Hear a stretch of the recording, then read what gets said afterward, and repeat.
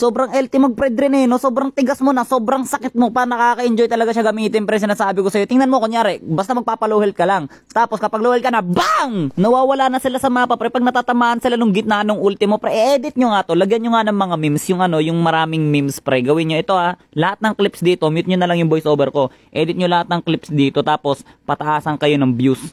Ano, premium starlight, ayaw nyo? Eh di wag, bakit? Hindi naman ako nagsisinungaling, namimigay talaga ako So, basta ano lang, yung pinakamataas na views, tapos ilagay nyo sa ilalim ng sound ng video ko para madali kong mahanap.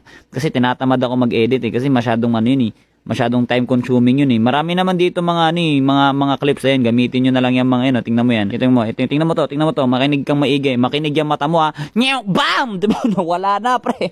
Pre, sabi ko sa'yo, sobrang saya niya gamitin. Gusto ko yung pagkaka-edit sa kanya, parang Grok meme style yun, napakaraming memes, nakakatawa kasi panoorin yung mga ganun lalo na ganito yung clip. So, tingnan mo, ginangal-ngal ako ng kalaban niya, tapos bang! O, diba? Nakakatawa sila makita mawala, pre, na pag nawawan sila na ano ako, natatawa ako sa kanila. Tingnan mo dito, one hit sa akin yan lahat, gago, ubos yan. Wala akong ititirang buhay. Tingnan mo, pag ako naglapag ng ulti, ano yun, anong nangyari? Wrong clip, huwag niyo isama to, huwag niyo isasama yan.